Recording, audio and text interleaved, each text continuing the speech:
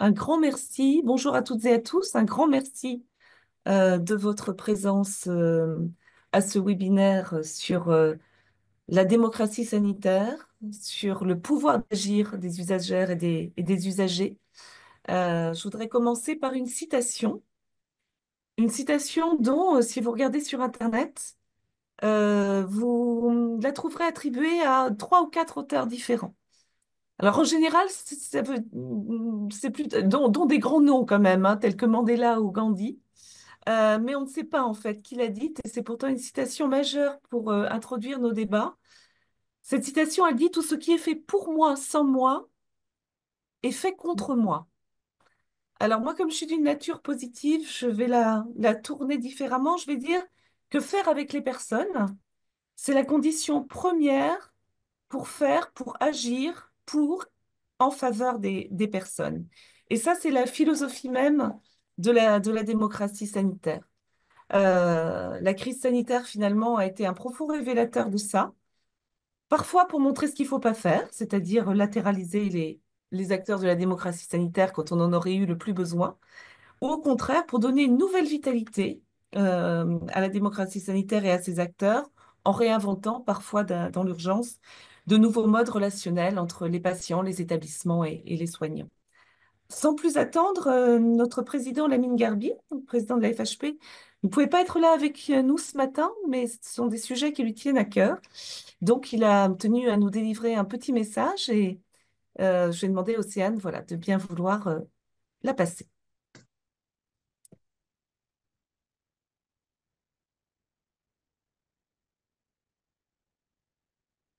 Alors, par contre, moi, je n'ai pas le son là, en revanche. Est-ce que vous entendez?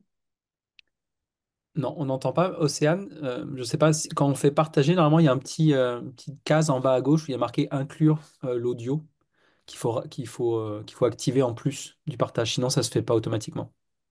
Non, mais c'est surtout que j'avais coupé mon micro pour éviter que vous m'entendiez. Donc voilà. C'était oublié qu'il y a un petit bug. Hop, alors je repartage. Merci, Océane. Et vous me dites si vous l'entendez bien cette fois-ci. Je peux être parmi vous ce matin, mais c'était important pour moi d'introduire ce webinaire et de remercier nos intervenants sur ce sujet de la démocratie sanitaire et du rôle des patients dans nos établissements de santé et bien sûr dans le système de soins dans son ensemble. Ce cycle de webinaires, nous allons consacrer à la place et au rôle des patients et l'aboutissement des travaux du groupe de travail FHP sur la démocratie sanitaire qui s'est réuni avec assiduité avec des membres de la profession et des représentants des patients. Merci à vous tous. Il y a 2 ans, nous avons mené une grande enquête auprès des 1030 cliniques et hôpitaux privés de la Fédération sur la démocratie, large mot, vaste mot, en son sein. Je voudrais vous en livrer quelques chiffres. 88% des adhérents disent qu'une démocratie sanitaire vivante est importante, voire essentielle, pour le bon fonctionnement d'un établissement, pour l'amélioration de la qualité et de la pertinence des soins, et plus largement, pour la transformation du système de santé, c'est fondamental. 88% de nos adhérents. 83% estiment que l'apport de la commission des usagers est tout aussi important pour l'établissement et voient celle-ci comme une actrice de l'amélioration de la qualité des prises en charge. 60% d'établissements s'étaient engagés dans l'expérience patient, c'est fondamental, et cet engagement a sûrement encore augmenté depuis 2 ans. Enfin, dernier chiffre, nous avons mené cette enquête après Covid. 81% de nos adhérents sont convaincus que le rôle des acteurs de la démocratie sanitaire doit être davantage pris en considération pour relever tous les défis de santé aujourd'hui et demain. Les crises qui viendront, forcément, même si on n'en connaît pas encore les contours, seront la prévention, la santé mentale. Seul hic, un établissement sur 2 a des difficultés pour trouver des RU, des représentants, des usagers. Alors, peut-être faut-il ouvrir, peut-être faut-il simplifier, car sans représentants de nos usagers, la démocratie ne peut pas s'exercer. Merci donc à tous nos intervenants de venir partager leurs convictions ainsi que leurs pratiques innovantes avec nous tous. L'innovation, est fondamentale car sans innovation, nous ne pourrons pas faire face aux enjeux de la santé de demain. Nous sommes peut-être souvent trop sclérosés, trop en attente que les solutions viennent d'en haut. Alors, je fais confiance à l'intelligence, bien sûr collective, mais individuelle, pour qu'ensemble, on puisse vraiment, tous ensemble, faire évoluer cette démocratie sanitaire. Enfin, un petit mot pour France Info Santé. Nous portons des engagements communs. Je voudrais leur témoigner ma profonde reconnaissance et bien sûr de toute mon amitié. Belle journée à nous tous. Encore désolé de ne pouvoir suivre ce webinaire, mais je vous sais nombreux et je vous sais, attentifs. Belle journée à toutes et à tous et puis à très bientôt. Voilà, alors le lapsus du président est révélateur. Nous n'allons peut-être pas passer toute la journée ensemble, mais en tout cas, je pense que c'est une introduction intéressante parce que, effectivement, Lamine Garbi a repris les quelques chiffres saillants de l'enquête, la vaste enquête que nous avions menée il y a 2 ans auprès de l'ensemble de nos adhérents, donc les 1030 hôpitaux et cliniques privées de France. Et effectivement, c'était une enquête très, très riche d'enseignements. Alors, j'accueille tout de suite Claude Rambaud. Claude Rambaud, merci beaucoup d'être parmi nous. Bonjour. Toujours beaucoup de plaisir de vous retrouver. Vous êtes vice-présidente de l'association Le Lien, qu'on ne présente plus. Vous êtes aussi vice-présidente de France Assos Santé. Alors, peut-être la première question, un peu en réaction avec ce que vous venez d'entendre, que j'ai envie de vous poser, c'est pour vous, quel est véritablement le socle, je dirais, incontournable sur lequel peut se construire une démocratie sanitaire pleinement vivante dans un établissement de santé. Quels sont finalement les fondamentaux pour vous, Claude? Mais, d'abord, l'excellente introduction de Lamine Garbi nous rappelle que c'est ensemble. La démocratie sanitaire, il l'a dit, ce sont tous les acteurs. Beaucoup pensent que la démocratie sanitaire, c'est surtout l'action des associations. C'est les associations au sein des acteurs de santé, c'est-à-dire avec les décideurs, les politiques, jusqu'au plus haut niveau, à tous les niveaux du système. C'est ensemble qu'effectivement nous pouvons contribuer à améliorer le système.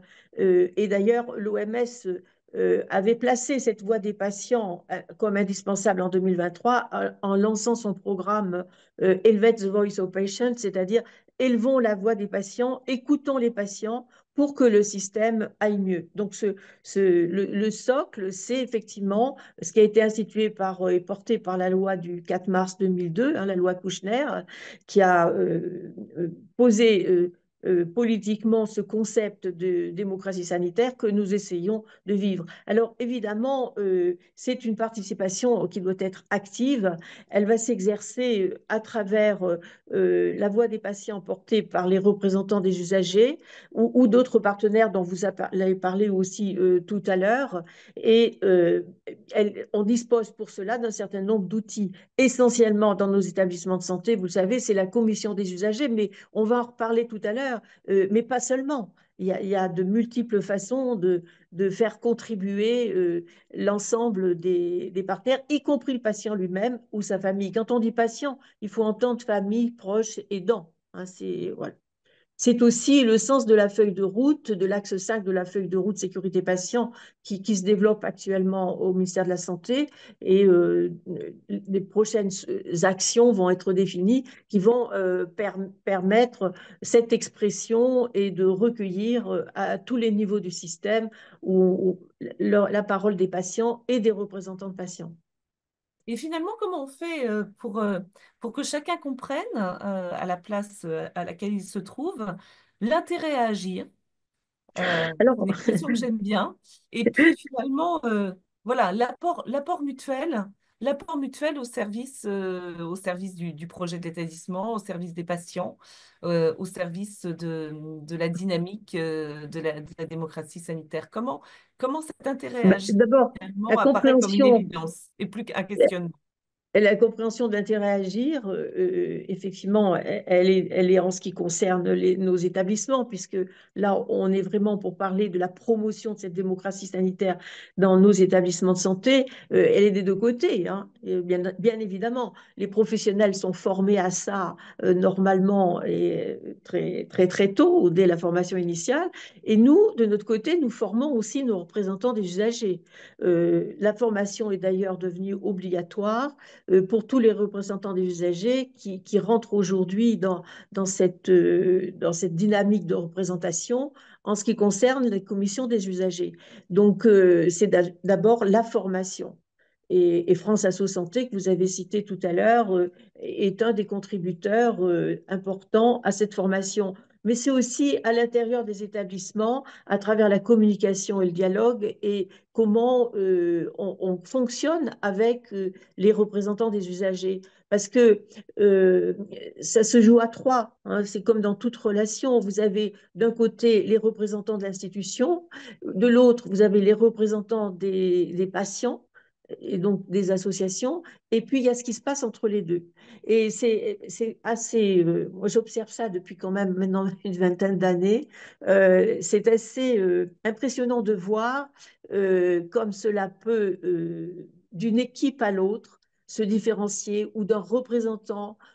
C'est très curieux de voir comment ça évolue. Vous avez des établissements dans lesquels ben, bon, ça se passe, il ne se passe pas tellement de choses. On va présenter à la CDU des indicateurs, des tableaux, des PowerPoint, et il n'y a pas tellement de réactivité. Et il y a d'autres établissements dans lesquels il y a une grosse réactivité, mais dans un même établissement, en fonction de l'équipe de direction, de la politique de direction. Et ça ne vient pas seulement des représentants de l'établissement dans la CDU, ça vient aussi de la volonté de la direction. Et de même, du côté des représentants des usagers, tout va dépendre de leur formation pour savoir comment ils vont réagir. Est-ce qu'ils vont bien mettre en permanence cet intérêt à agir, cet intérêt général au cœur de leurs actions et de leur prise de parole? Donc, on comprend bien dans ce que vous nous dites qu'effectivement, bon, il y a un cadre où finalement, peut-être on se contente un peu du minimum syndical, entre guillemets, des choses un peu classiques, et puis peut-être avec un peu de défiance mutuelle, et puis un cadre au contraire beaucoup plus proactif, qui va au-delà je dirais, de l'acception classique finalement du rôle initial des associations agréées. Est-ce que depuis le cadre fixé, qui était un cadre fondateur dont on a fêté les 20 ans en 2022, Oui. hein, depuis le cadre fixé, vous, Claude, faire votre observation des choses, euh, comment les choses ont évolué, ont-elles évolué en bien, et si oui, dans quel domaine? Qu'est-ce qui vous paraît encore Moi, éminemment perfectible? je trouve qu'on arrive là à un moment un peu charnière. Je pense dans tous les établissements qui nous écoutent, ils vivent ça aussi. C'est-à-dire que les représentants des usagers, je parle des commissions des usagers, hein, il y a d'autres commissions et il y en a au niveau territorial, il y en a à tous les niveaux. On l'a dit tout à l'heure, c'est à tous les niveaux de la politique de santé. Mais dans les établissements, on sent que en tout cas, nous, on le ressent beaucoup à France Asso et oui, aussi au lien, parce qu'on a quand même quelques représentants des usagers dans l'établissement, il y a la volonté de passer un cap.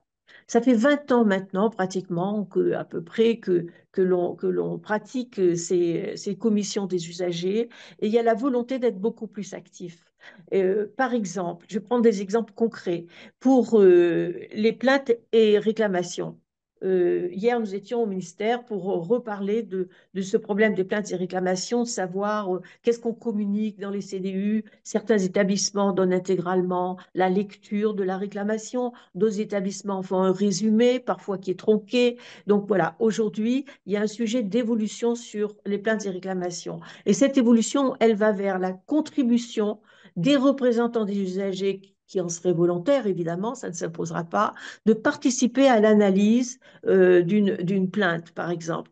Pas seulement d'avoir une vision de l'ensemble des plaintes et d'en connaître les mesures qui auront été prises, mais aussi de contribuer à cette analyse. Ça ne veut pas dire d'être au sein et au cœur de l'analyse qui est faite par l'établissement, mais à un moment, on les fait contribuer à l'analyse. Dans les commissions des usagers, on a des choses qui sont assez digérées, si vous voulez. Et là, maintenant, ils disent, mais oui, mais et ça, et ils interviennent a posteriori. Si on veut qu'il y ait une dynamique, a posteriori, on ne sait pas ce que l'établissement va vraiment en faire. Il ne va pas reprendre, ces mesures sont stabilisées, ils ont déjà beaucoup travaillé sur le sujet. Donc, on a l'impression qu'on tombe un petit peu à côté de la plaque, si vous voulez, ou en tout cas que ce ne sera pas pris en compte. Donc, c'est comment on fait pour les introduire dans le cœur. Il y a aussi toujours dans cette question des plaintes et réclamations, il y a aussi une autre demande qui est faite, c'est pourquoi on n'a pas toujours le récit du patient. Et pourquoi on n'aurait pas le récit du patient? C'est-à-dire comment il raconte dans l'analyse des événements indésirables, par exemple, l'événement indésirable il va être signalé par le professionnel. Est-ce qu'on pourrait avoir le point de vue des patients? Et d'ailleurs, la Haute Autorité de Santé s'est un peu emparée de ce sujet elle a rédigé une sorte de recommandation pour savoir comment s'y prendre. Et de même, dans la feuille de route sécurité patient sur laquelle le ministère travaille actuellement, le récit de patient va être un peu porté par cette feuille de route. Voilà, par exemple, comment on pourrait évoluer, une demande d'évolution actuelle. Et on dit qu'il faudra sans doute peut-être revoir un peu les missions telles qu'elles ont été définies dans les CDU pour vraiment que ça soit généralisé. Parce que ce dont je vous parle là, il y a déjà des établissements qui le pratiquent. Et là, on revient sur ces différences qui peuvent y avoir.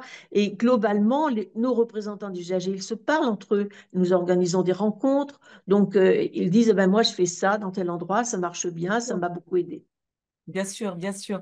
Et on a d'ailleurs au sein de la FHP, hein, que vous savez, Claude, beaucoup le savez, un congrès des usagers hein, organisé par la FHP MCO, où on voit effectivement des témoignages extrêmement, extrêmement intéressants sur ce qui se passe dans les établissements. Alors, dans l'enquête dont Lamine parlait, qu'on avait menée il y a 2 ans, en fait, on avait mené une enquête en interne, puis on avait mené une enquête plus sociétale pour savoir si les Français, tout simplement, connaissait ces sujets. On n'a pas été déçus du résultat. Parce qu'effectivement, la notion de représentant des usagers Ah reste oui. une terra incognita très très forte, sociétale, et c'est un vrai sujet. Alors, l'un étant sans doute la cause de l'autre, un établissement sur deux dans notre enquête disait on a du mal à trouver des représentants des usagers. Là aussi, si on se met un peu dans une vision prospective, euh, comment, alors c'est une question compliquée, hein, mais comment on peut parvenir à trouver des solutions à ce problème? Ah bon, là, c'est aussi une question que l'on se pose, nous, au sein de nos associations, c'est faut-il faire évoluer le statut du représentant des usagers, notamment, alors c'est un vrai débat à l'intérieur de France Asso Santé, est-ce qu'il faudrait qu'il y ait une petite indemnité pour... bon, théoriquement, ces déplacements sont pris en charge. Je dis théoriquement parce que ça ne marche pas si bien que ça partout, mais est-ce qu'il faudrait rémunérer n'est pas le mot, hein, c'est plutôt une sorte d'indemnité pour l'inciter à plus participer. Mais moi, je pense aussi qu'il n'y a pas seulement qu'on a du mal à recruter, mais c'est qu'on les perd aussi, nos représentants des usagers. Soit parce que l'âge vient, soit parce que la maladie, souvent ils sont issus d'associations de pathologie et atteints d'une maladie chronique. Pour différentes raisons, on les perd, mais on les perd aussi par le manque d'intérêt.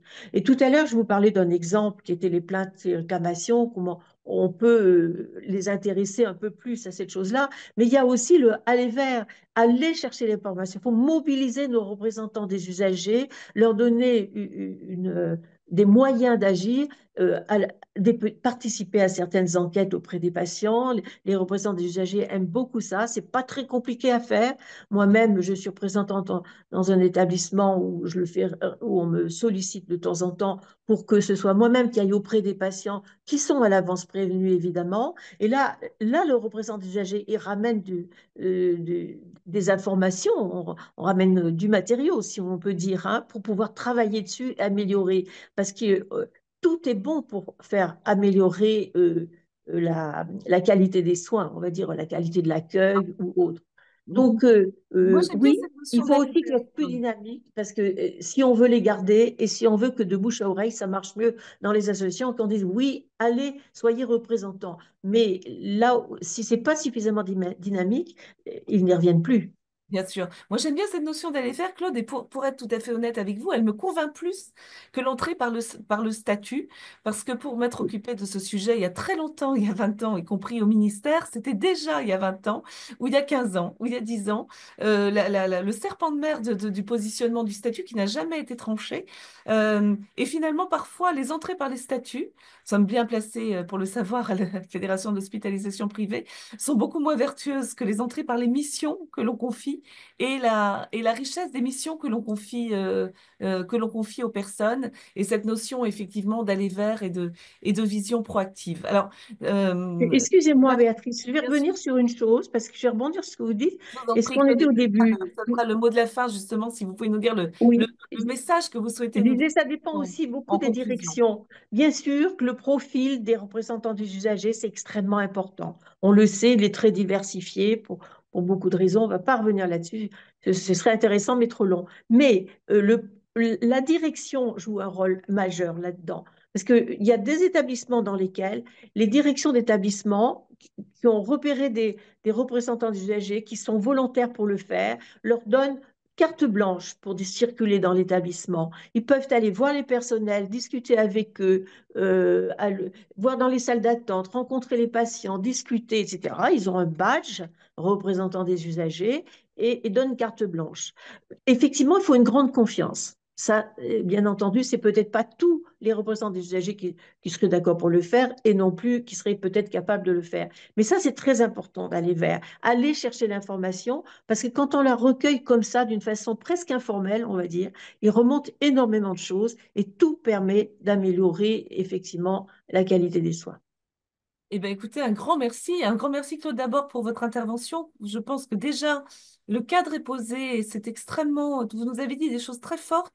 Et puis la transition est toute trouvée pour donner la parole à Ségolène Benamou que nous sommes très heureux de recevoir ce matin, donc présidente directrice générale de l'hôpital privé nord parisien et à Nadine Douchkine. Bonjour Madame Douchkine et merci beaucoup d'être là. Qui est Bonjour. représentante des usagers. Alors, on a, je crois d'ailleurs, un petit PowerPoint que vous nous avez fait, qu'on va pouvoir, bah voilà, formidable, qu'on voit apparaître là sur les enjeux de vitalité de la démocratie sanitaire. Et puis, ben, ma première question, donc, à toutes les deux, hein, qui c'est finalement comment s'illustre chez vous, donc au sein de l'hôpital privé nord parisien, la démocratie sanitaire et le rôle des représentants des usagers. Comment voyez-vous vos rôles respectifs et quel est, voilà, quelles sont les illustrations justement de cette vitalité et de cette innovation au service du sujet que vous mettez en place au sein de l'établissement? Bonjour Béatrice, bonjour à tous. Merci beaucoup de nous avoir invités donc avec Nadine Douchkine qui est représentante des usagers à l'hôpital privé nord parisien depuis bientôt 12 ans pour témoigner de la manière dont au sein de l'HPNP nous avons fait vivre la démocratie sanitaire. Alors sur la slide suivante, ce qu'on voulait illustrer, c'est que le préalable indispensable à la vitalité justement de cette démocratie sanitaire, c'est la bonne connaissance par les représentants des usagers de l'établissement. Il faut une bonne intégration, Claude Rambaud l'a très bien dit, c'est le point de départ pour avoir un dialogue constructif, pour créer une relation de confiance, pour que les RU soient capables de proposer des actions d'amélioration pertinentes Il faut vraiment, d'une part, qu'ils aient une bonne connaissance de l'établissement et d'autre part, qu'ils soient intégrés. Alors, intégrer, bien sûr, le fer de lance, c'est la commission des usagers, et ça, je laisserai Mme Douchkine en reparler, mais pas seulement, puisque l'objectif, c'est que les représentants des usagers soient dans l'établissement tout au long de l'année, pas simplement 4 réunions par an.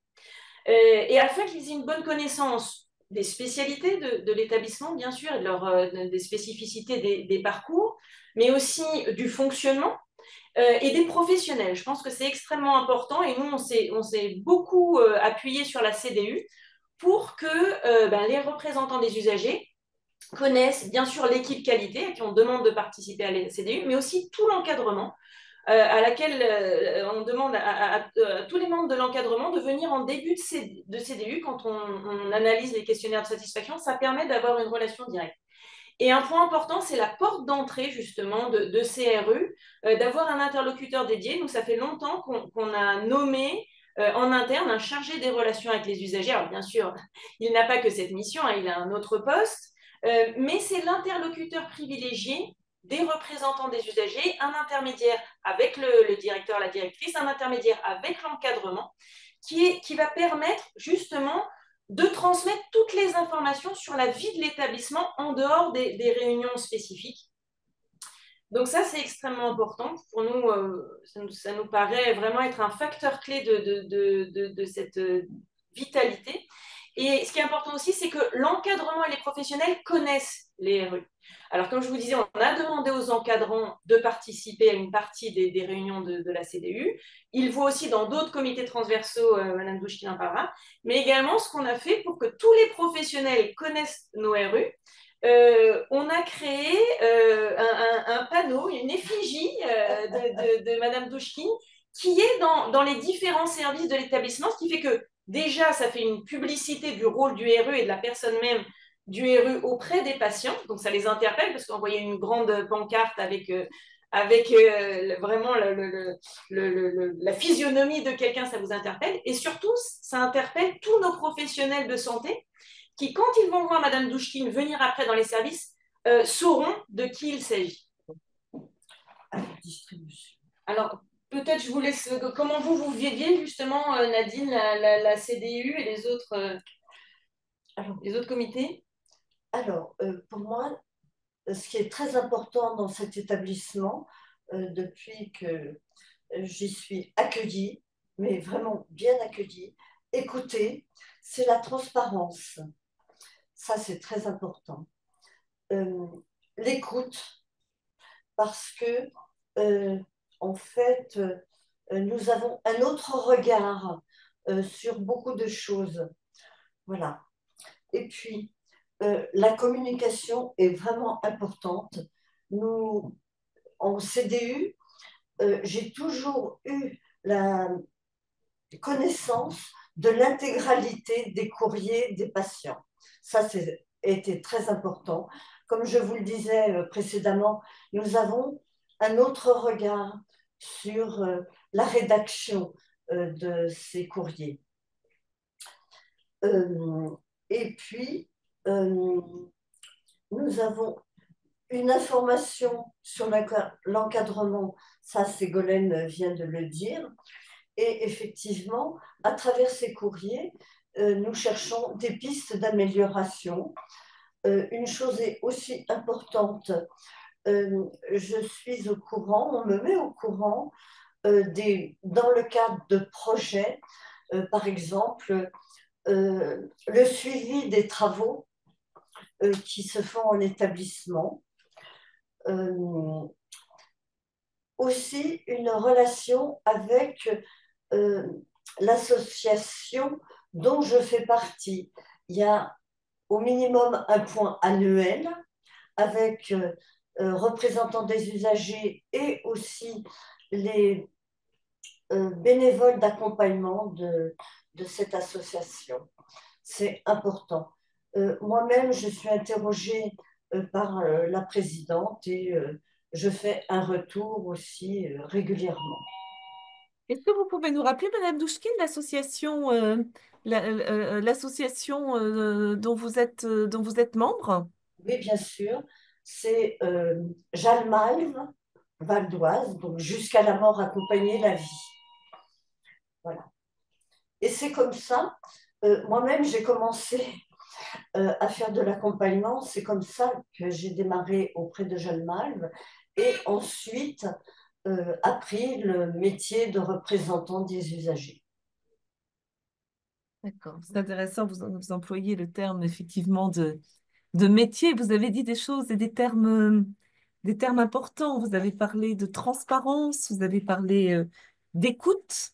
Moi, à travers tout ça, j'entends aussi le terme de confiance, confiance mutuelle, confiance réciproque. Finalement, comment toutes ces valeurs-là s'incarnent concrètement à travers des actions qui irriguent le quotidien de l'établissement. Alors justement, Béatrice, vous avez tout à fait raison. C'est une fois qu'on a créé cette relation de confiance entre les professionnels et les RU et qu'il y a une bonne connaissance qu'on peut passer à la suite. Parce que c'est vraiment le préalable, j'insiste. Si on peut aller Exactement. sur le slide suivant, à partir du moment où chacun est dans son rôle, qu'il y a voilà, cette relation de confiance qui s'est installée, on peut faire ce qu'a dit Claude Rambaud, et laisser les représentants des usagers aller directement vers les usagers. On peut les laisser circuler. Nous Madame Douchkine a un badge qui lui permet d'accéder à tous les services où il y a des patients. Et donc, on a privilégié cette action directe des RU auprès des patients. Et je pense que Claude Rambaud l'a très justement dit, ça crée un intérêt à agir qui est décuplé par rapport à des réunions dans les comités transversaux comme la CDU qui sont beaucoup plus cadrés. Et nous, on a à peu près 2 axes. Le premier axe, c'est des enquêtes de satisfaction ciblées. Donc Nadine nous expliquera comment on détermine les thèmes de ces actions ciblées qui font que les RU vont directement recueillir la parole des patients, donc sans filtre, sans analyse, et ils ont directement cette parole. Et d'autre part, les actions de communication qu'on peut faire à l'occasion d'Octobre Rose, à l'occasion de la semaine sécurité des patients ou autre, où là, les représentants des usagers sont en direct avec les usagers et avec nos professionnels. Donc, une fois qu'il y a cette relation qui est installée, c'est là que ça devient le plus intéressant, je pense, pour les RU, c'est d'être en direct avec les usagers, avec les professionnels. Ça permet de recueillir en direct la parole des usagers, mais aussi des professionnels. Et ça permet aussi aux représentants des usagers de faire connaître leur rôle directement auprès des usagers et de faire aussi connaître les droits des patients plus largement. Oui, oui, bien sûr. Alors peut-être vous pouvez dire quelques exemples concrets d'enquêtes et comment on a défini ces thèmes d'enquête ciblée de satisfaction. Oui, alors ça a pu être à l'occasion de plaintes de certains patients ou de leur famille. Pour moi, famille, c'est famille de cœur au sens plus large. Nous recueillons des remarques qui nous permettent effectivement de cibler certaines enquêtes. Notamment, nous avons fait des enquêtes sur les nuisances sonores et puis aussi l'installation, c'est-à-dire l'hôtellerie, le confort, aussi des enquêtes sur l'allaitement auprès des mamans dans les maternités pour savoir si c'était une obligation poussée par la famille ou un vrai choix. Ça, c'était très important. Ah oui, bien sûr. Par exemple, enquête sur l'utilisation de la solution hydroalcoolique en informant effectivement dans les chambres, en informant les patients, c'est à l'entrée de la chambre, à la sortie de la chambre, pour les patients, pour leurs familles, pour les visiteurs. Aussi, vérifier les sonnettes, si les sonnettes dans les chambres et dans les parties douches, savoir si elles sont opérationnelles. Et aussi, en même temps, par exemple, lorsque nous rentrons dans une chambre, bien sûr, on prend du gel hydroalcoolique et si jamais une boîte est défectueuse ou que vide, nous le signalons immédiatement pour remettre en ordre cette possibilité. Alors, ce qui est intéressant dans ces enquêtes ciblées, c'est que, voilà, on est en CDU, ça fait plusieurs fois qu'on revoit la même plainte, la même réclamation sur un même sujet. Et là, les RU, avec les professionnels, se disent, bah, là, cette plainte, elle n'est pas isolée, il y a quelque chose à creuser, on n'a pas assez d'éléments. On va aller, donc RU et équipe qualité, dans les services concernés pour recueillir un jour donné la parole de tous les patients sur cette thématique précise. Donc, les RU vont travailler avec les professionnels en charge de la qualité sur une grille, en fait, de questions très spécifiques au problème qui a pu être rencontré et vont aller eux-mêmes recueillir la parole des patients. Et ça nous permet derrière d'avoir des actions d'amélioration qui sont vraiment concrètes et ciblées, pas être uniquement dans un discours théorique ou simplement l'analyse uniquement des professionnels sur le sujet. Oui, c'est très clair. Et ce qui m'a frappé dans toutes les initiatives et les thèmes que vous avez listés, c'est notamment sur l'allaitement. À un moment donné, peut-être en maternité, ben, voilà, est-ce que c'est le choix de la femme ou est-ce que c'est finalement quelque chose d'un peu contraint parce que et là on est presque on touche vraiment au libre arbitre aussi du patient. On est presque dans un questionnement éthique finalement sur ce sujet. Donc voilà, je trouve ça très... Ça permet d'être extrêmement large. Alors, pour nous, c'est vraiment cette Voilà, enquête ciblée, c'est vraiment un vecteur d'action concrète de la vitalité de la démocratie bien sûr. sanitaire. Alors, il nous reste une minute, mais peut-être la dernière question à toutes les deux. Est-ce que vous avez, pour l'avenir, des projets? Est-ce que il y a des choses dont vous pouvez nous faire part ou des choses que vous souhaitez encore développer? Alors, juste si on peut mettre le slide suivant, vous dire Bien quelques sûr. actions très concrètes qu'on a mises en place grâce au RU, très concrètes qui sont reproductibles par secteur d'activité. Donc, on a mis par exemple en dialyse, à la suite d'une plainte d'une famille qui a été rencontrée par la chargée de relations usagers et représentant des usagers. On a décidé, on a vu les problèmes qu'il y avait pour ces patients chroniques de communication et de connaissance avec les patients et leurs familles. Et on a mis en place des soirées portes ouvertes qui sont ouvertes, donc une fois par semaine qu'on organise, depuis maintenant 2 ans, qui sont ouvertes aux patients et à leurs familles, où il y a tout un échange où on les reçoit en présence de l'équipe médicale, paramédicale, d'encadrement aussi administratif, les RU. On leur fait visiter le centre de dialyse et ils peuvent poser toutes les questions. Ça a permis vraiment d'apaiser les relations et les incompréhensions qu'il peut y avoir entre les familles, les patients et les soignants. Peut-être juste une autre, on peut dire en SMR, ce qu'on a fait sur l'atelier. Alors, on a créé des ateliers directives anticipées et personnes de confiance. Ce sont des ateliers trimestriels et il va y en avoir un encore prochainement avec les patients, avec les soignants et avec les familles de cœur, hein, comme je le disais, et avec l'association Jalmalve qui a fait un jeu de cartes avec 52 questions très pertinentes qui permettent de réfléchir, de faire réfléchir les familles, les patients et comment en fait euh, ce sont des sujets très sensibles et difficiles, mais ça permet de voir un petit peu plus clair, soit pour aussi les soignants qui sont amenés aussi à être interrogés par les patients parfois. C'est très intéressant, vraiment. Et ça permet de dédramatiser, oui, ça permet de dédramatiser cette question des directives anticipées dont tout le monde a connaissance, dont tout le monde parle, qu'on met dans tous nos livrets d'accueil, de livrets d'information, mais il n'y a rien de mieux que d'en parler librement Oui. Ça permet vraiment aussi pour les professionnels d'être plus à l'aise avec ce sujet-là.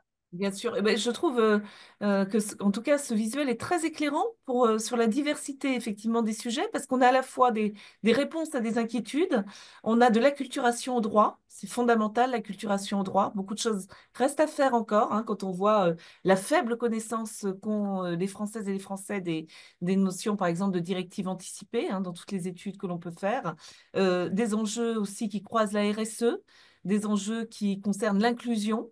C'est pour les personnes en situation d'obésité, par exemple. Donc, merci beaucoup. Merci à toutes les deux parce que c'était extrêmement illustratif de cette dynamique sur la démocratie sanitaire. Donc, un grand merci. Et je Merci vais à vous.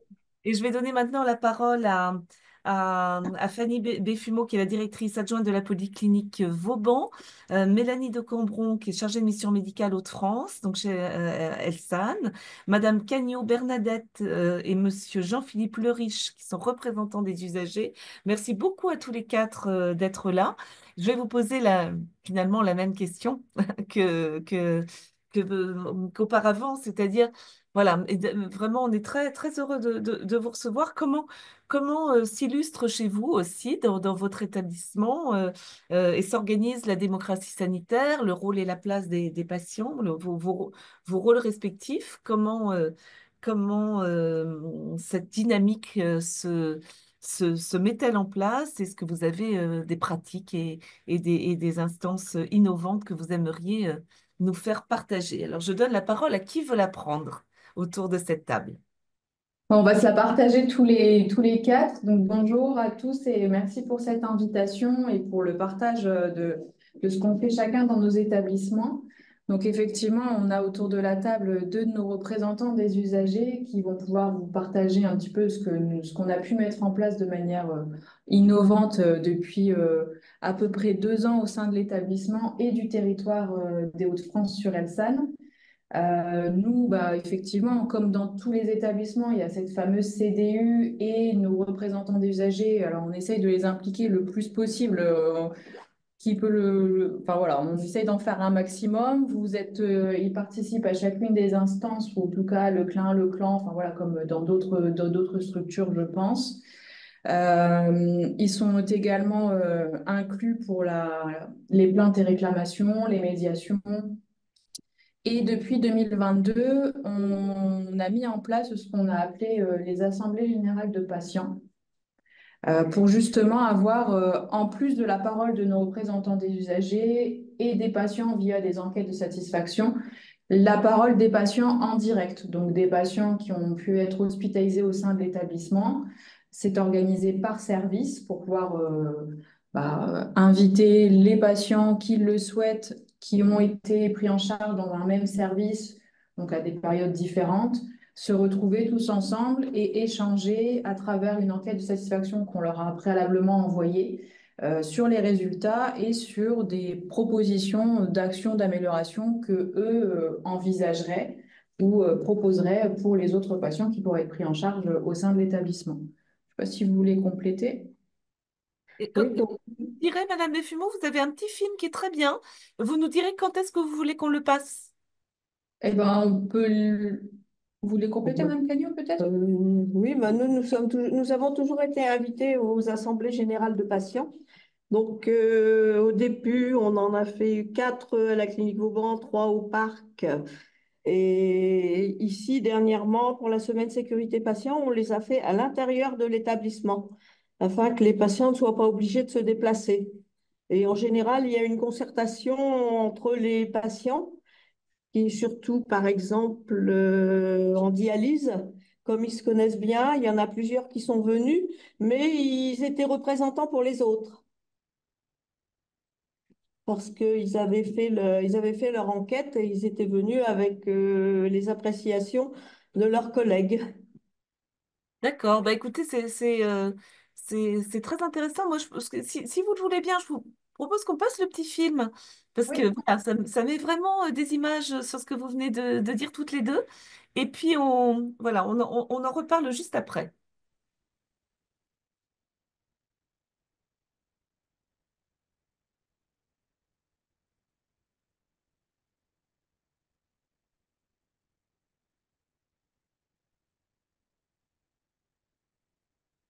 Alors, normalement, il y a une petite musique, mais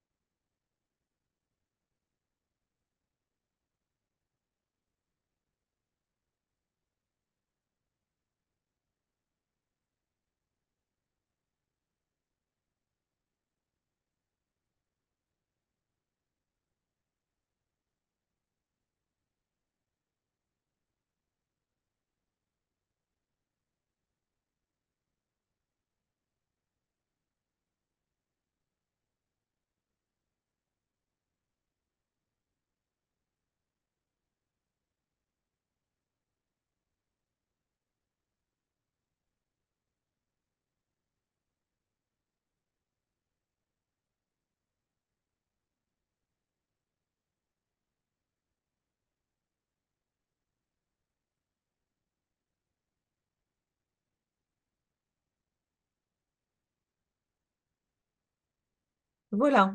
Euh, voilà, donc cette, cette assemblée générale des patients et puis un certain nombre d'actions très concrètes qui en découlent. Est-ce que vous pouvez peut-être nous dire un petit peu quelle a été la genèse de cette initiative, comment ça se passe concrètement et quels sont les éléments finalement les plus saillants de l'intérêt d'avoir fait cela et peut-être l'avenir de cette initiative, des projets et la manière dont dont vous le projetez dans l'avenir, cette organisation d'assemblée des patients.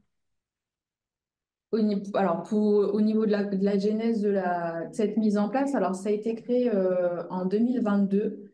Donc, c'est ressorti des idées des représentants des usagers, en tout cas de la CDU principalement, puisqu'à la sortie de la crise sanitaire, c'est vrai que la relation avec le patient était forcément un peu plus compliquée. Les échanges, il y en avait eu beaucoup moins, même si on a, pendant la crise sanitaire, maintenu les échanges en visio avec les représentants des usagers.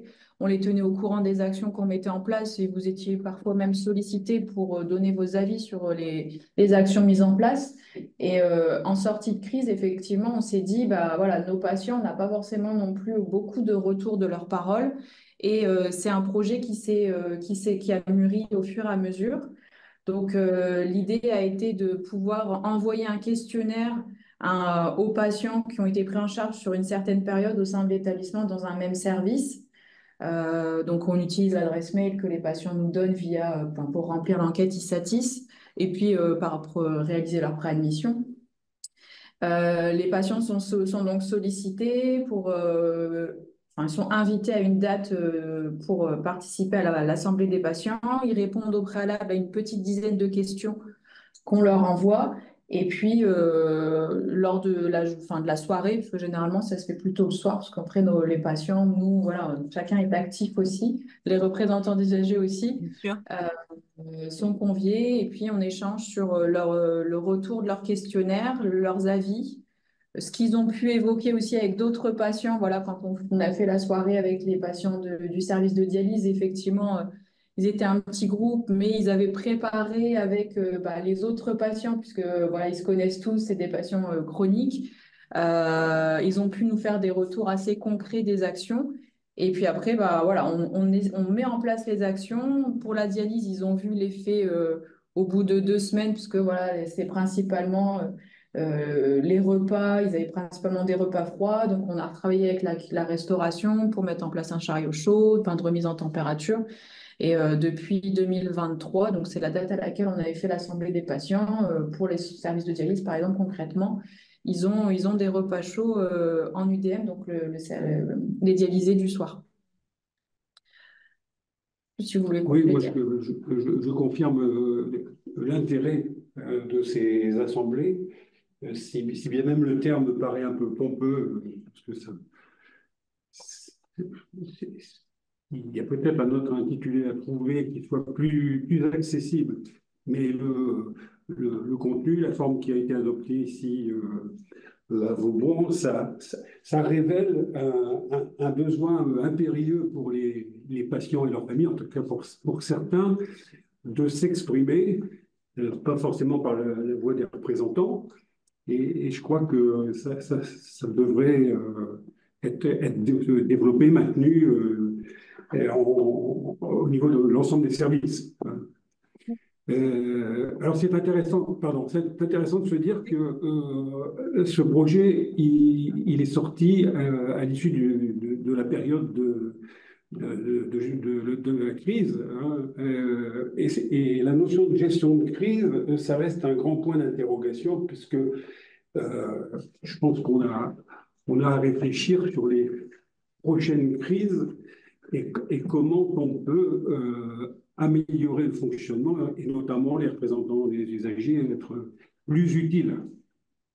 Oui, alors c'est très intéressant ce que vous dites parce qu'effectivement, le fait d'avoir eu le réflexe très pertinent de tirer profit des leçons de la crise sanitaire pour construire cette assemblée des patients, ça me paraît quelque chose d'extrêmement intéressant.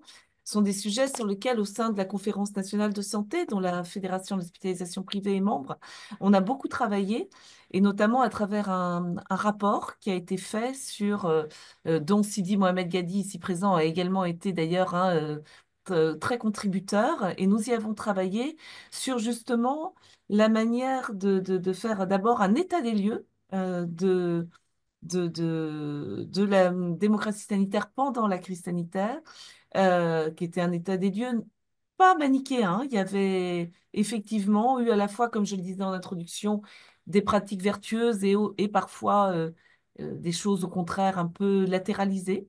Et puis surtout, ce que vous avez dit à l'instant, Monsieur Le Riche, cette capacité à se projeter dans l'avenir et à bâtir sur les crises, parce que vous avez raison.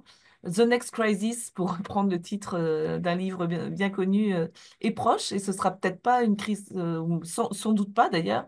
Évidemment, elle sera différente, elle sera d'une nature différente, mais il faudra aussi que la démocratie sanitaire et la démocratie de santé soient à l'œuvre. Donc, merci beaucoup pour votre témoignage. Est-ce que vous avez peut-être l'un ou l'autre autour de la table un dernier mot avant que nous donnions la parole avec 5 minutes de retard? Je progresse dans ma gestion du timing des webinaires, seulement 5 minutes. Est-ce que vous avez peut-être un dernier mot ou un dernier message? Alors, ça permettra peut-être de faire la transition avec la collègue juste après. Effectivement, on a mis les assemblées des patients sur la polyclinique Vauban. Et en fait, on fonctionne en territoire sur Elsanne et dans les Hauts-de-France. Et ensuite, il y a le maillage qui s'est fait et les assemblées de patients maintenant sont réalisées dans chacun des établissements du territoire des Hauts-de-France.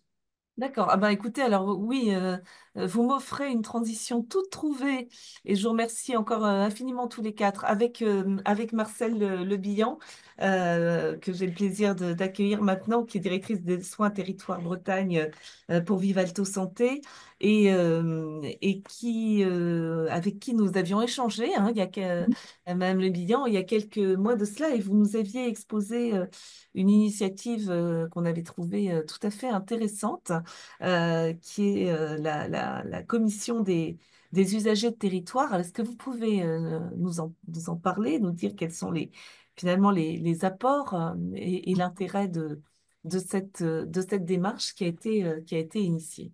Mm. Merci, merci pour la parole et pour l'invitation. Donc, effectivement, nous avons mis en place une CDU territoire. Donc, les établissements du groupe Vivalto Santé sont organisés en ce territoire et le territoire breton est composé d'une dizaine d'établissements. Donc, bien évidemment, tous les établissements ont leur CDU, mais il nous paraissait important de pouvoir réunir ces CDU dans une CDU territoire. Donc, les missions de cette CDU territoire, bien évidemment, c'est de veiller au respect des droits des usagers et de faciliter la démarche et de contribuer à des projets d'amélioration de la prise en charge des patients. Et c'était d'avoir au sein de cette CDU territoire des représentants de chaque établissement. Donc, c'est une initiative que nous avons construite notamment avec Francine Lègle, pardon, qui est de France Asso Santé et qui nous a été d'un grand secours dans sa pertinence et dans son rôle de représentant des usagers experts. Donc, on a construit ce projet avec Francine et le directeur de territoire, moi-même en tant que directrice des soins. Donc, notre composition de la CDU de territoire, ça a été par établissement. L'établissement a nommé un représentant des usagers qui va participer à cette CDU de territoire et un membre de l'équipe représentant l'établissement. Donc, soit le directeur, soit la responsable qualité, soit un membre X ou Y. En tout cas, on a un binôme qui représente un établissement et donc intègre la CDU de territoire. Cette CDU de territoire, on a choisi qu'elle nous aide à être cohérente, c'est-à-dire et ça l'a été dit précédemment, on peut avoir des variabilités dans l'application de la CDU, la prise en compte de la parole, des frais, de la participation des RU aux projets d'établissement, etc. Donc, on a choisi, dans cette CDU de territoire, d'harmoniser les pratiques. Donc, on avait fait déjà un état des lieux et on a donc mis en place un plan d'action pour améliorer la mise en œuvre de cette CDU. On cherchait aussi au sein de cette CDU territoire de partager des projets de territoire, puisque bien évidemment c'est une philosophie commune, mais aussi que les usagers, de par leur place, nous remontent des projets, des expériences, l'avis des associations, et ce qui peut nous aider à grandir. Il faut savoir qu'on a élaboré une adresse mail de CDU de territoire pour que chacun, dans son établissement, puisse nous faire part de façon discrète ou en tout cas confidentielle de sujets qu'il souhaite que l'on aborde. On demande bien évidemment à chaque membre de la CDU une neutralité et un devoir de réserve sur les sujets qui peuvent être abordés au sein de cette CDU. Le bureau, alors, cette CDU, elle se réunit 2 fois par semestre et elle est composée d'un bureau avec le directeur de territoire, directeur général de territoire, le président, la vice-présidente, la RU expert et la directrice des soins pour constituer l'ordre du jour et préparer les sujets. Lorsque cette CDU de territoire a lieu, elle est positionnée sur une journée, 10h, 16h30 à peu près. Le premier temps de la journée est offert aux RU qui se réunissent entre eux. Personne, aucun élément de direction, que ce soit des établissements ou du territoire, ne participe à cette rencontre. C'est un temps privilégié pour eux d'échange où ils vont avoir une libre parole. Et ce temps d'échange nous sera partagé dans un deuxième temps l'après-midi. On prend le temps de déjeuner ensemble, donc ça favorise les liens et la connaissance des uns et des autres. Donc là encore, c'est tous les établissements avec l'élément de direction et le RU, nous déjeunons ensemble. Et l'après-midi, remontée de la parole des usagers du début de la session, et puis derrière, soit une présentation d'un audit, soit une présentation de certification, soit formation. Nous avions dernièrement fait une formation avec un éthicien, vu le contexte dans lequel nous évoluons actuellement, sur la loi Claes-Leonetti, parce que c'était important pour nous que les RU soient au clair avec cette loi et la future loi qui va arriver sur le suicide assisté et l'euthanasie active. Donc, comme ce sont des éléments, des établissements qui se forment à notre contact, on peut redescendre cette information au sein des établissements dont ils sont les représentants des usagers. Et quels sont pour vous les principaux apports de maintenant, ça fait un moment, je crois, hein, voilà, que c'est mis en place. Quels sont les apports finalement de cette démarche mutualisée, de cette démarche commune? Quels sont aussi peut-être les projets à venir? Comment aussi ça a été perçu par les autorités de tutelle que cette initiative prise de commission des usagers de territoire? Alors, les apports, c'est vraiment que les usagers ne se sentent pas seuls, mais qu'ils fassent groupe. Donc, avoir une harmonisation et un soutien des usagers, hein, c'est toujours plus facile. C'est pas toujours évident dans les établissements, donc c'est bien de pouvoir le faire en territoire. Ils apprennent à se connaître et à se reconnaître. Le fait d'avoir de la convivialité, ben, ça aide aussi à créer des liens. Ça crée une émulation. Ça les aide à participer à des projets et à se dire, bah, tiens, voilà, ça se passe comme ça dans mon établissement. Bah, peut-être qu'on peut essayer de le déployer dans un autre. Euh, et donc, ça donne une certaine stature et une place privilégiée au RU. Ça leur donne, j'allais dire, une ossification soignante de métier. Une ossification, ça leur donne une stabilisation et bien évidemment une légitimité. Ils apprennent à être beaucoup plus force de proposition, à oser prendre la parole, à avoir une place au sein de nos commissions. Et puis, bah, ça les enrichit de formation et de l'expérience des autres. La perception des tutelles, pas de retour sur les tutelles. En tout cas, nous, on est heureux d'avoir créé cette CDU territoire. On est heureux de la richesse des échanges. On est heureux ça a été dit tout à l'heure, du lien de confiance, de cette proximité qu'on a besoin, tant dans les établissements qu'en CDU territoire. J'ai envie de dire, on est une vraie famille, entre guillemets, au sens pur du terme. Et on participe ensemble euh, à l'élaboration de projets au service des patients, et c'est ça qui est important pour nous. Une vraie place au sein de la parole des RU, au sein de nos établissements et du territoire. Alors, Et c'est intéressant ce que vous dites, Madame Le Bihan fait écho à un commentaire là, que je lis sur le chat, alors qu'il est assez long, donc je le résume, mais la personne qui s'exprime, qui est RU, j'ai lu en diagonale, mais qui me semble être une représentante des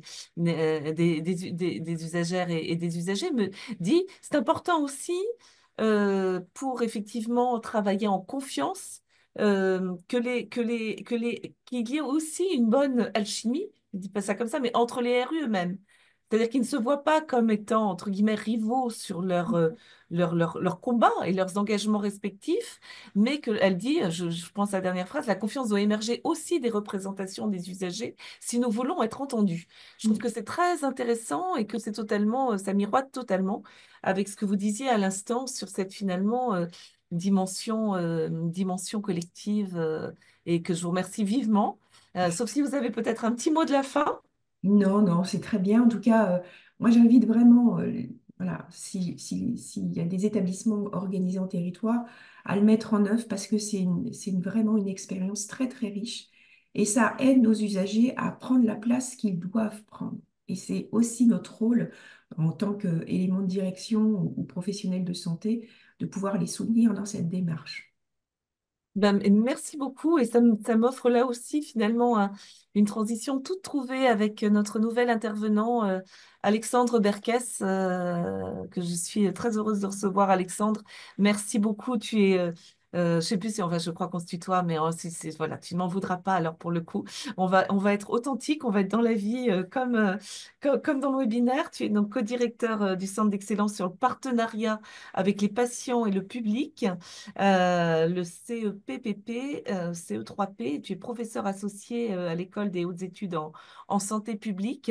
Tu nous as maintes fois éclairé de manière extrêmement précieuse sur tous ces enjeux. Peut-être une réaction déjà à tout ce que tu viens d'entendre. Et puis c'est vrai on en a fait le constat ensemble, parce que tu as été, comment dirais-je, tu as participé à un de nos groupes et tu es intervenu lors d'une de nos réunions de groupe de notre groupe interne FHP sur la démocratie sanitaire. On avait fait ensemble le constat qu'être représentant des usagers, c'était encore une responsabilité trop méconnue dans la société. Quand on fait un micro-trottoir, les gens répondent restaurant universitaire, alors que c'est évidemment un enjeu tout à fait important. Peut-être pourquoi, et puis si on veut recruter, effectivement, recruter, entre guillemets, et avoir des forces vives, il faut renforcer cette reconnaissance. Alors, peut-être, voilà, la première question, c'est ton regard sur tout ça. Merci pour l'invitation. La première chose que je pourrais dire par rapport à ce que j'ai entendu depuis tout à l'heure, c'est que je trouve ça assez réjouissant parce qu'on a entendu quand même là pendant plus d'une heure des initiatives qui sont assez concrètes et qui fonctionnent bien et qui ont l'air d'apporter de la joie à tout le monde et du sens à tout le monde. Et c'est ce que des fois on a l'impression de ne plus entendre dans le champ de la démocratie en santé. On a essentiellement des fois des retours qui sont ça marche pas, c'est compliqué, les professionnels ne trouvent pas leur sens. Et je trouve que là, on a eu un florilège de plusieurs initiatives qui sont tout à fait accessibles, simples, concrètes et qui changent la vie des patients comme des professionnels de santé au quotidien. Donc, déjà, merci, merci pour ça.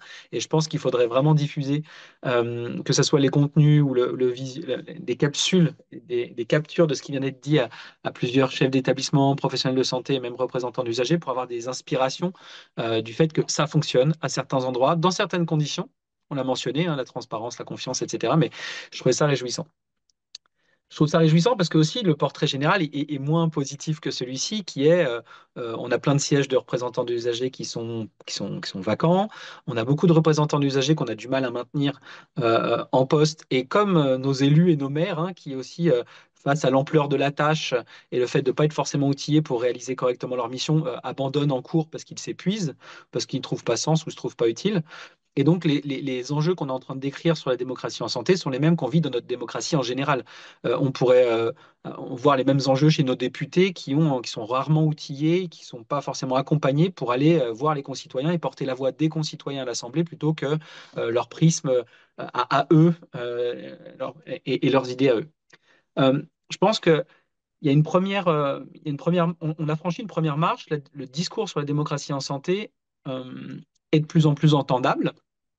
Parce qu'on se rend compte aussi en tant que professionnel que des fois, on n'a pas fait le travail comme il fallait, qu'on ne les a pas associés de la manière dont il fallait. Donc, on se dit qu'au moins, on peut quand même dire que c'est nécessaire et qu'il faudrait davantage s'engager dans cette direction-là. Mais justement, par contre, on accepte des mots, des concepts et des discours sur la démocratie en santé qui sont pour moi pas encore au niveau de ce qu'on attend de la démocratie en santé, c'est-à-dire d'un véritable contre-pouvoir au sens, pour moi, nécessaire du terme, c'est-à-dire pas le côté forcément advocacy ou défense de droits uniques qui serait dans une logique purement conflictuelle négative, mais aussi de dire on a tous intérêt en tant que professionnels de santé que les personnes en face de nous elles soient au meilleur d'eux-mêmes, qu'elles soient le plus informées possible, qu'elles aient un esprit critique affûté, qu'elles soient capables de nous aider à identifier nos propres angles morts, nos propres enjeux de pratique, etc. Alors que comme on est en difficulté, comme on est fatigué, comme on a la tête dans le guidon, on a tendance à penser qu'on y gagne à avoir des gens qui sont passifs en faveur de nous, qui vont pas nous faire remarquer les difficultés qu'on a, etc.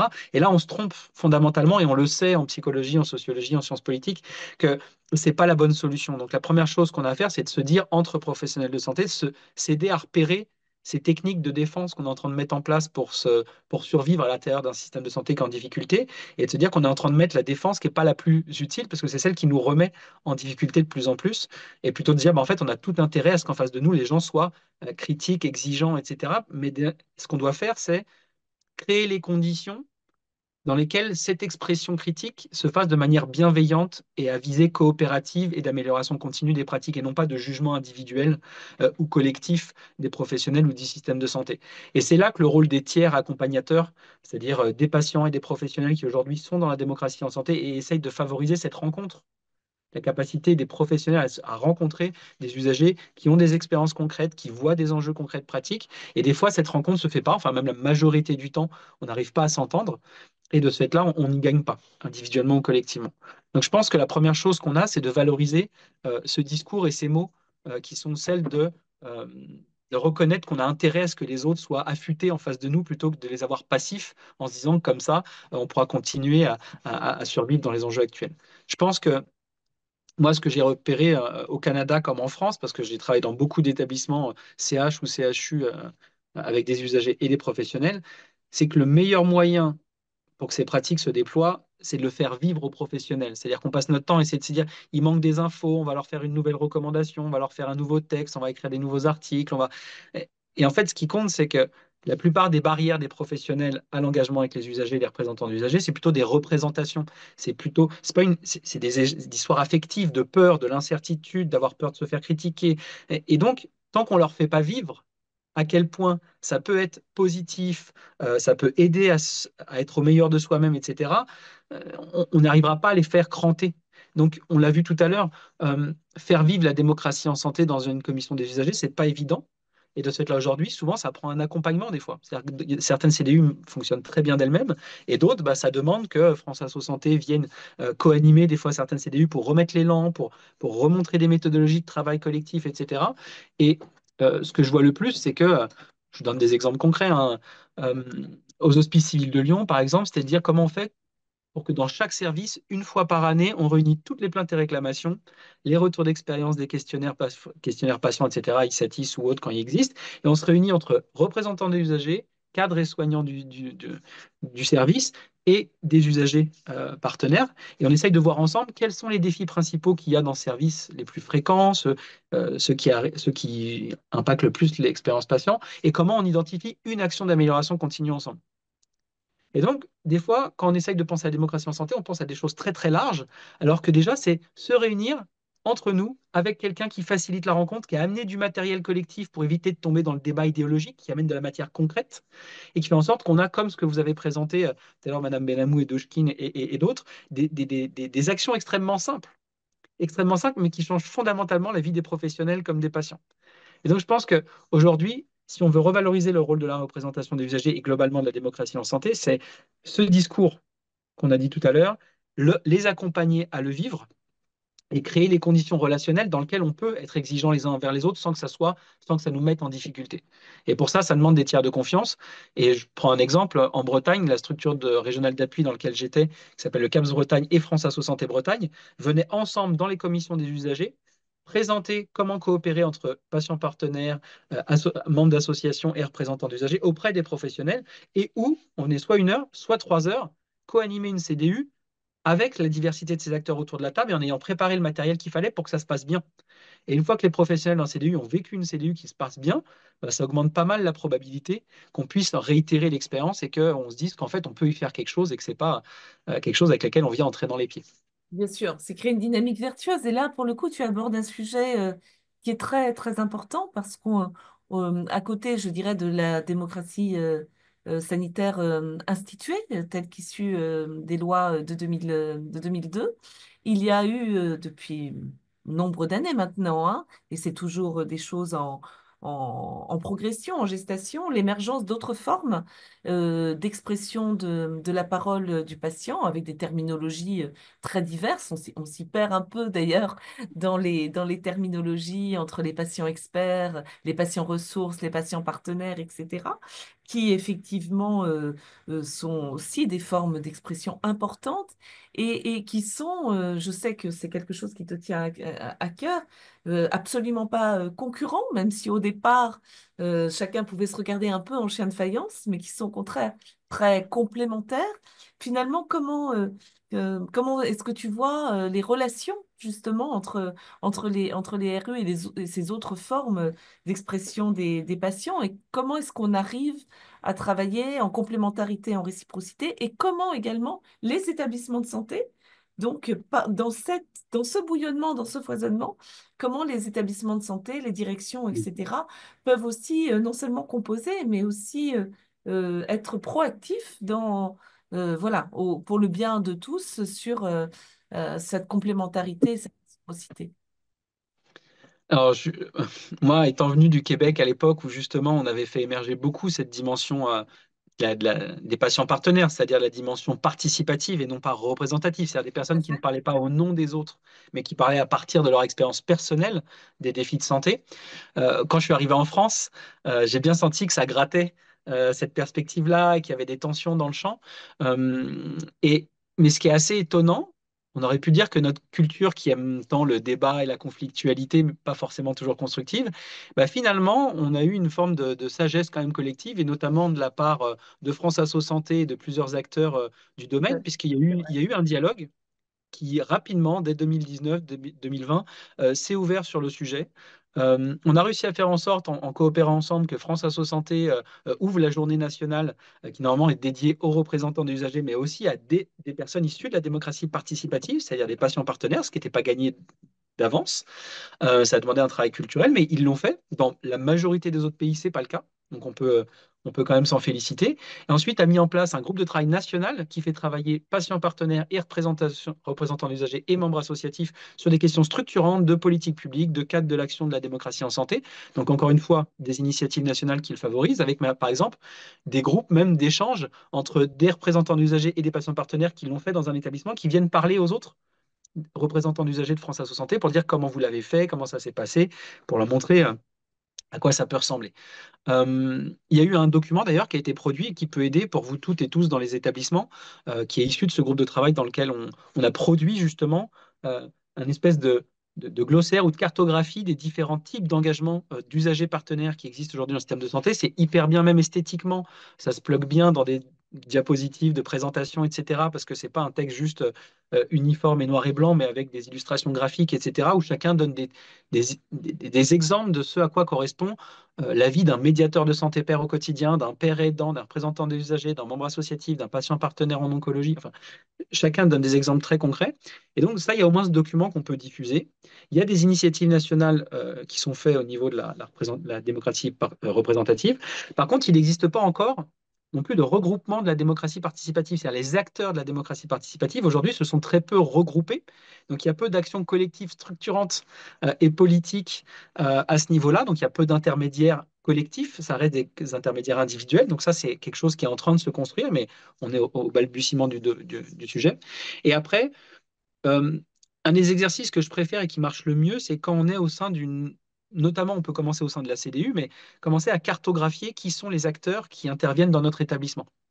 Et donc, par exemple, moi, mais du fait de là où je viens, j'utilise la matrice du modèle de Montréal avec justement les différents niveaux d'engagement et le niveau micro, méso, macro, c'est-à-dire les gens engagés dans les soins, le TP, père aidance, accompagnement des personnes à travers le deuil, etc. L'organisation des soins, qualité, sécurité des soins, et au niveau plus macro, carrément le projet d'établissement, des plans régionaux de santé, etc. Et juste de dire que dans un exercice de CDU, on pourrait prendre cette matrice et dire identifions où sont toutes les actions d'engagement d'usagers dans mon établissement et sur le territoire, et on s'entend sur à quel niveau d'engagement ça correspond, etc., bah, ça permet de cartographier et de se dire, bah, en tant que CDU, ça serait bien qu'au moins une fois par année, on se regroupe, ou en tant qu'établissement, avec l'ensemble des acteurs qui travaillent à la démocratie en santé, même les professionnels, parce qu'il y a plein de professionnels qui favorisent des actions permettant de prendre en compte les besoins aussi d'usage des professionnels là-dedans, et de se dire bah, comment on se réunit pour identifier au moins une ou deux actions annuelles communes. Et moi, je fais le pari parce que je l'ai vu qu'à chaque fois qu'on commence à essayer de faire des choses ensemble, on y prend goût parce que ce qui relie ces gens-là, c'est assez commun. Ce besoin, cette envie d'engagement pour diminuer les injustices, pour s'assurer qu'on réponde mieux aux besoins des gens, ça relie beaucoup de monde au-delà des où je suis, quel rôle j'ai. On se retrouve sur un terreau commun qui motive tout le monde à agir avec les patients. Donc, je pense que c'est aujourd'hui une initiative pas très compliquée à faire et qui permet de s'assurer qu'on a bien sur le radar tout ce qui se fait dans notre établissement. Et vous seriez surpris de voir à quel point, quand vous allez faire cet exercice, il y a beaucoup de choses que souvent on n'a pas conscience et qui pourtant se font. Tout à fait. Alors c'est bien parce que c'est plutôt une optique positive. Alors par anticipation de l'intervention de Sidi Mohamed, je vais te poser une question. Mais alors, qu'est-ce qui ne va pas? Qu'est-ce qui va pas? C'est quoi là le sujet où franchement ça va pas et ça pourrait être amélioré là spontanément si on se projette dans l'avenir et comme évidemment tout n'est pas pavé de pétales de rose, qu'est-ce qui ne va pas? Premièrement, on n'accompagne pas assez. Il y a une asymétrie d'exigence entre ce qu'on attend des usagers en général et des professionnels versus des professionnels. C'est-à-dire, par exemple, même dans beaucoup de présentations qu'on a vues tout à l'heure, mais c'est assez commun, on se dit bah, qu'est-ce qu'il faut que le RUI sache, qu'est-ce qu'il doit avoir comme compétences. Enfin, on met beaucoup d'emphase et on se dit mais en miroir, qu'est-ce que le professionnel a besoin, lui, d'avoir comme connaissances et compétences pour être capable d'accompagner et de faire en sorte que ça fonctionne. Pour qu'une CDU marche, il ne faut pas juste un RU extrêmement compétent et engagé, il faut aussi que le reste en face répondent et le niveau de connaissances et de compétences adéquats. Donc aujourd'hui, je trouve qu'on n'est pas assez exigeant envers les professionnels sur ce que ça demande comme connaissances et compétences pour faire vivre la démocratie en santé. Parce que d'un côté, on a des gens quand même qui sont autour de la table et qui sont rémunérés pendant ce temps-là, même s'ils ont aussi la tête dans le guidon. Mais de l'autre côté, on a des personnes bénévoles qui des fois sont engagées dans plusieurs CDU, parce que comme on n'a pas assez de place prise, bah, souvent les ARS demandent au RU d'être sur plusieurs établissements, etc. Donc la première chose, c'est comment on accompagne les professionnels à être capables de faire vivre la démocratie en santé. Aujourd'hui, il y a de grandes lacunes là-dessus. Il n'y a pas beaucoup de formations qui existent pour comment je fais pour bien faire vivre ma CDU, comment je fais vivre la démocratie en santé dans mes services de soins, comment on fait du recueil d'expérience patient en partenariat avec les patients. Tout ça, c'est assez peu développé. Deuxièmement, on accompagne peu les RU à réellement porter de la voix collective. Dans la plupart des commissions des usagers dans lesquelles j'étais et autres instances de démocratie en santé, c'était souvent des voix soit associatives, soit des voix personnelles, mais rarement des voix où réellement on avait été s'ancrer dans le besoin des personnes, en ayant réellement collecté l'ensemble des expériences des personnes pour qui on parlait et qu'on parle en leur nom, notamment pour les problèmes de temps, mais aussi de compétences, ou qu'on ne nous laisse pas des fois l'espace qu'il faut pour aller chercher cette matière-là. Donc là, il y a réellement quelque chose à faire, et tant qu'on ne fait pas ça, on aura beau avoir les bons discours, les bonnes représentations, c'est pas le bon matériel qui se retrouvera autour de la table au moment où on travaille. Donc on n'orientera pas vers réellement une démocratisation des pratiques de soins, parce que ça sera avec du matériel très circonscrit qui représente des intérêts de personnes qui étaient déjà capables de s'exprimer, qui étaient déjà autour de la table et qui sont déjà les plus vocaux. Donc on démocratise peu les pratiques de soins à ce moment-là. Et la troisième chose, c'est euh, politiquement, il faut qu'on ait un réel garde-fou qui fasse en sorte que si on voit ce qui s'est passé pendant la Covid, où on a littéralement mis de côté dans la plupart des établissements en France la démocratie en santé, ce qui pour les premières semaines et les premiers mois pouvait s'entendre, et à la limite ça se discuterait, mais pourrait s'entendre. Mais quand on était rendu à 3, 4, 5, 6 mois de délai à ça, on a vu encore des pratiques où on ne tenait pas les CDU obligatoires, etc. Et il n'y a jamais eu de conséquences là-dessus. Il n'y a jamais eu même de rappel à l'exigence de ne pas contourner à ce moment-là. Donc moi je trouve il n'y a pas assez de boucles de rétroaction. C'est-à-dire qu'il n'y a pas assez de conséquences au fait de ne pas faire vivre la démocratie en santé, au fait de ne pas essayer de répondre au mieux aux besoins des patients. Je donnerai un exemple simple. Je me suis occupé du Conseil national de la refondation sur la partie engagement des citoyens et des patients. Et notamment, quand on a essayé de demander à dire quels sont les projets qui vont être financés régionalement qui sortent des CNR santé, moi j'avais dit le premier critère, c'est si ces projets-là ont engagé des personnes concernées dans l'élaboration de ce projet-là. On ne donne pas des fonds publics à des projets qui n'ont pas été engagés avec les personnes concernées parce qu'on a fait une reco HES qui démontre par une revue de littérature empirique et scientifique qu'aujourd'hui, la probabilité qu'un projet réponde aux besoins des personnes dépend de leur degré d'engagement dans ce projet-là. Donc comment peut-on encore aujourd'hui allouer des fonds publics dans des projets qui n'ont pas engagé des personnes concernées alors qu'on sait que ça ne permet pas de répondre adéquatement aux besoins des personnes? Ben, juste pour vous dire, encore aujourd'hui, en 2024, malgré le fait que c'est une recommandation de preuve de niveau A de la Haute Autorité de Santé, on n'a pas réussi à faire passer ça politiquement. Donc là, il y a un enjeu d'action publique et d'action collective aussi, qui est que de dire comment ça se fait que nous, on n'est pas outillés dans la démocratie en santé pour monter euh, publiquement, comment on ne peut pas avoir de pression ou de pouvoir sur les institutions pour s'assurer que quand des choses ne sont comme ça pas respectées, alors qu'elles sont empiriquement démontrées, et que ce n'est pas une question idéologique, mais là vraiment une question méthodologique et empirique, comment ça se fait qu'on n'a pas notre voix au chapitre et qu'elle n'est pas décisive? Pas juste l'exprimer quelque part, mais qu'elle n'est pas décisive. D'ailleurs, ça reboucle totalement d'ailleurs avec la citation du début. Exactement. Alors, j'ai une dernière question, Alexandre. Euh, quels atouts, quel regard tu portes et quels atouts justement du secteur privé en la matière et quelles spécificités par rapport aux cliniques et hôpitaux privés? Alors, mon avis va être un peu biaisé parce que j'ai peu d'expérience du privé. J'ai fait 90%, je pense. J'ai fait que de l'accompagnement externe quand j'étais au CAPS de structures privées. Ce que j'ai pu voir en Bretagne, notamment à la Fondation Ildis ou l'Hospitalité Saint-Thomas de Villeneuve, etc., euh, c'est que des fois, il y a des visions. Peut-être j'y ai pas su. Enfin, comment vous dire? L'avantage, il y en a certains qui ont été très cash et qui m'ont dit, même si éthiquement et politiquement, je m'en fous de la démocratie en santé, je sais que pour bien faire mon travail de manager ou de directeur d'un établissement, de toute façon, je dois davantage engager les usagers parce que c'est le seul moyen d'avoir des pratiques pertinentes, c'est-à-dire qui répondent aux besoins des gens et qui sont efficaces en termes de qualité, de sécurité et de résultats cliniques. Donc, Oui, ce que j'ai intérêt, donc très c'était pragmatique. très pragmatique, mais de dire, même, c'est pas la dimension idéologique, mais je sais que pour faire mon travail correctement de professionnel, de toute façon, c'est dans cette direction que je dois aller.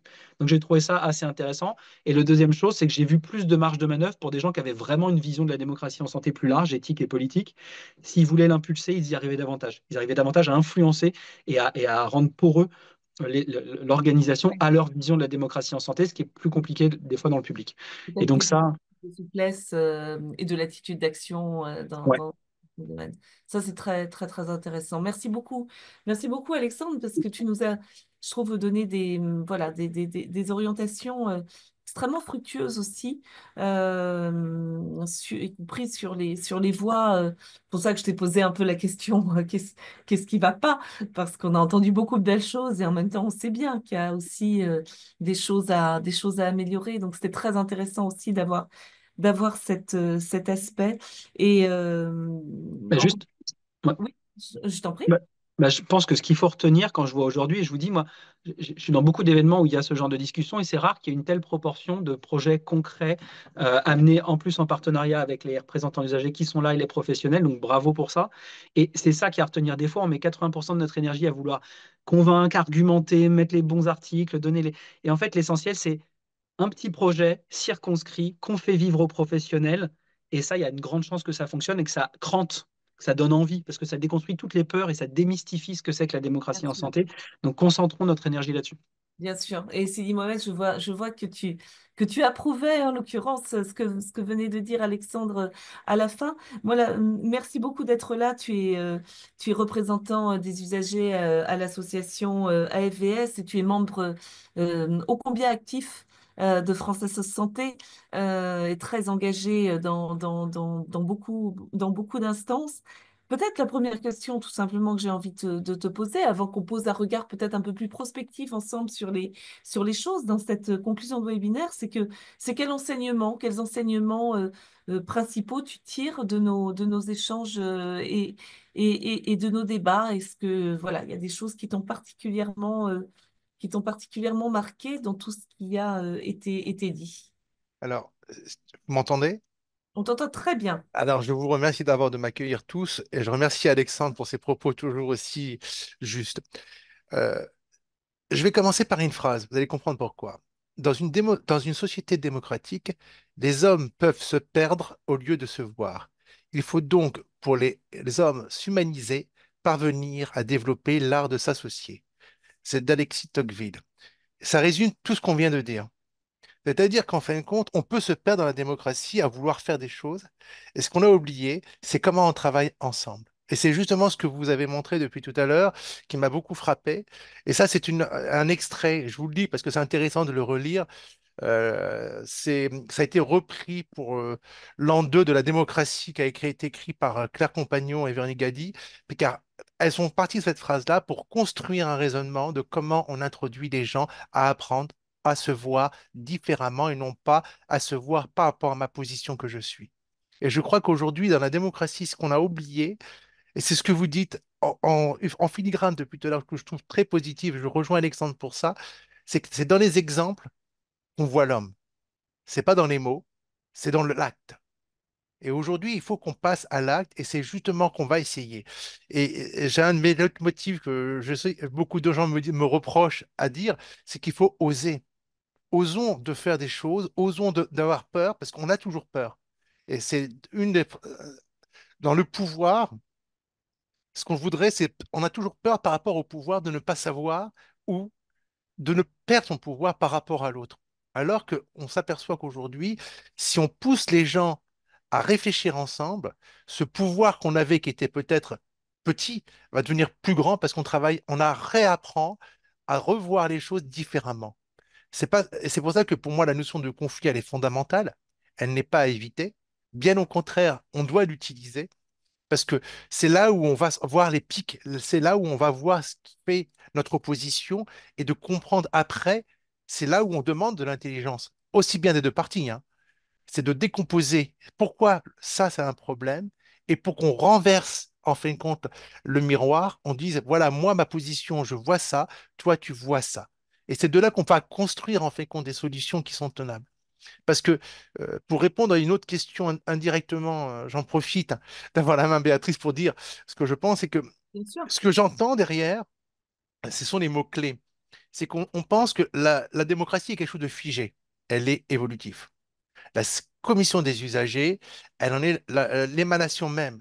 On a des gens qui viennent, qui sont peut-être pas en forme ce jour-là, ou qui ont pris connaissance un peu plus que d'autres. Donc, ça veut dire que rien n'est figé, tout bouge et qu'il faut savoir apprécier le mouvement. Deux, ce que Alexandre a dit, et ce qu'a dit aussi Claude au début, et ce qu'ont dit les autres représentants, c'est en filigrane, c'est l'accompagnement. C'est pas accompagner les usagers à intégrer, c'est accompagner aussi les professionnels à intégrer des nouvelles pensées pour justement devenir plus intelligents ensemble. C'est ce qu'on appelle l'intelligence collective. En même temps, ça veut dire qu'il faut se soutenir. Dans le mot de soutenir, ça veut dire qu'il faut travailler la relation de confiance. Et c'est ce que vous dites. Quand je vois les projets qui ont été faits dans les deux établissements, s'il n'y avait pas le soutien du management, il n'y aurait pas eu ces initiatives. Soyons clairs. Et ça veut dire que ça répond à aussi une donnée qui est très intéressante aujourd'hui dans la certification. C'est pas pour rien, j'en parle souvent, qu'il y a les trois volets. Le volet du patient, le volet des professionnels et le volet du management. Et c'est cette force-là, c'est l'addition de ces trois qui permet de dire si on a atteint ou pas l'objectif. Et l'atteinte de cet objectif, on l'a dit quand tu as commencé, Béatrice, c'est la notion de l'apport mutuel et l'intérêt général. On le fait parce qu'il y a un intérêt à tout le monde de faire que ça aille mieux. Donc à partir de ce moment-là, ben, on va toucher forcément la notion de confiance, d'apprendre à travailler ensemble, de se respecter. La valorisation, c'est quelque chose que vous n'avez pas vraiment abordé, mais vous l'avez dit en filigrane sous les questions financières, etc. La première chose qu'on oublie, mais je crois que c'est dans nos sociétés, on n'a plus le temps. Et c'est dommage de remercier l'autre de ce qu'il a fait. Remercier l'accueil, remercier l'accompagnement, ce sont des notions qui sont fondamentales. Quand je vois un représentant d'usager, comme disait tout à l'heure Alexandre, qui vient bénévolement avec des professionnels qui travaillent, qui sont payés, soyons clairs, ça crée un fausse. Mais en même temps, si les autres disaient, mais nous vous remercions parce que c'est du temps utile que vous apportez pour nous et pour les autres, ça valorise aussi. Et c'est ce qu'on oublie, c'est de valoriser ces petites actions qui font qu'aujourd'hui, on ne voit que le côté néfaste en disant on n'a pas assez de représentants d'usagers. Bah, pour que des représentants d'usagers restent, bah, il faut qu'ils aient l'impression d'avoir leur place. C'est qu'on est une équipe. Une commission des usagers, c'est une équipe. Si on n'a jamais donné, ce qui m'a toujours frappé, pour en avoir discuté avec les fondateurs sur ce que c'est qu'un représentant d'usagers, c'est pourquoi on n'a jamais donné une fonction précise de ce que c'est qu'un représentant d'usager. C'est parce que ça s'apprend sur le terrain. C'est un titre qu'une loi qui nous dit il faut des représentants d'usagers, mais derrière, on n'a jamais donné une fonction pour justement permettre aux gens de prendre possession de ce métier, comme a dit tout à l'heure. J'ai adoré ce mot-là, la notion de métier de représentant d'usager. C'est un sacerdoce, quelque part. C'est-à-dire que si on me laisse de la place, je peux travailler avec. Mais si on me contraint, parce que c'est la loi qui me dit il faut venir, ben, je suis que dans la contrainte, je ne vois pas qu'est-ce que je peux produire et qu'est-ce que nous pouvons produire. Et c'est pour ça que vous avez cette force qui est super intéressante dans le privé, comme disait si bien Alexandre encore, c'est la notion de l'attitude que n'a pas le public. Utiliser cette force qui est que individuellement, si vous voulez, vous pouvez. Alors que quand dans le public, on a toute une structuration qui est hiérarchisation et qui contraint un peu le fait de faire. Je te Oui, laisse parler. un mot très important, c'est le mot de reconnaissance. Alors nous, évidemment, ça nous parle, hein, la notion de reconnaissance de l'hospitalisation privée, parce que effectivement, la reconnaissance de nos missions, c'est quelque chose qui est au cœur de notre plaidoyer. Et puis tu as dit oser, effectivement, je reprends, Acham Lamine Garbi a conclu une table ronde en disant l'innovation, c'est une désobéissance qui a réussi. Voilà, j'aime bien la formule. Alors, justement, si on veut innover et être un peu prospectif, peut-être ma dernière question à te poser, c'est euh, dans un monde où effectivement les défis en santé vont être extrêmement capitaux, on a le virage préventif où tout reste à faire ou presque, on va avoir l'émergence avec les nouvelles technologies de sujets éthiques absolument capitaux. On va avoir évidemment le bouleversement numérique avec l'intelligence artificielle, etc.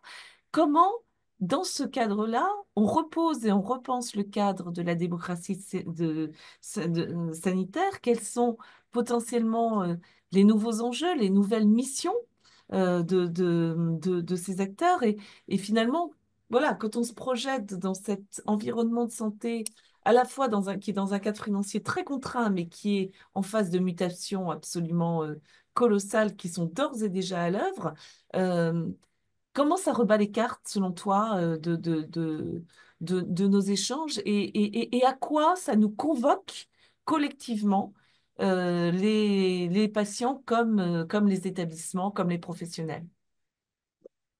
Il y a Et le tu, mot et tu as 3 minutes pour répondre à cette question. J'ai bien compris, j'étais en train de regarder le temps. Facile.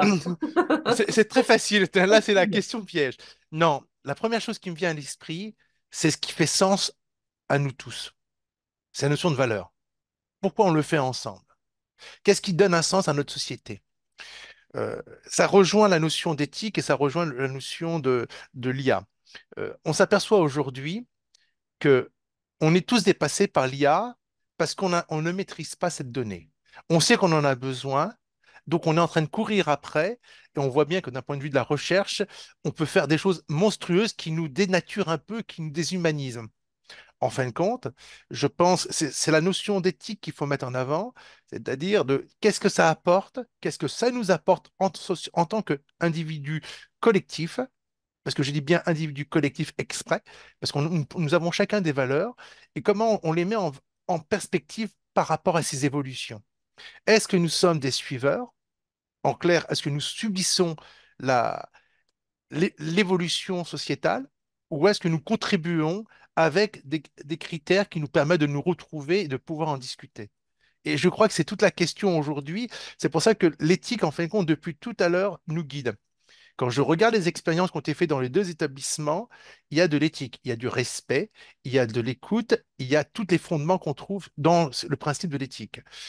Donc, mettons l'éthique comme étant un des premiers filtres, mais n'oublions pas aussi la notion de, je reviens dessus, parce que pour moi, c'est vraiment le mot le plus important, valeur. Parce que ce qui donne du sens commun nous permet de vivre ensemble.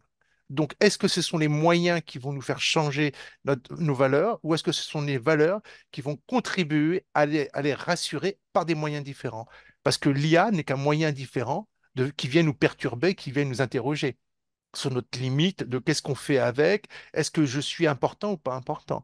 Parce que l'IA va jusqu'à révolutionner la façon de travailler d'un point de vue médical avec des opérations qui sont faites de plus en plus avec des systèmes de calcul pointus. Et donc, la part de l'humain est moindre. Mais après, les vraies questions qu'on peut se poser à travers ces enjeux-là, c'est quelle est la part de responsabilité qu'on attribue à l'autre, l'autre qui n'est pas forcément humain, et à nous, et comment on contribue pour justement donner un sens encore pour nous. Parce que dans la démocratie, ce sont des humains avant tout, hein. Après, c'est les moyens. Il ne faut pas confondre justement ce qui nous permet de faire et d'enrichir ce qu'on fait ensemble en disant que c'est ça qui doit dominer et déterminer notre façon de faire. Donc, Il faut qu'on soit maître. on a encore au sein de la fédération, comme au sein de la Conférence nationale de santé et de beaucoup d'instances, effectivement, beaucoup de sujets à partager et effectivement tout ce qui peut faire émerger cette démocratie de santé, y compris sur les territoires, pour servir l'accès aux soins aussi. Et ça inclut les patients, ça inclut les élus aussi. Ça, c'est quelque chose que dans notre plaidoyer à la fédération, on porte très largement sous l'égide évidemment de tutelles qui mènent une régulation équilibrée et équitable de tous. Ça aussi, c'est très important parce que la reconnaissance également distribuée, finalement, c'est tout à fait fondamental.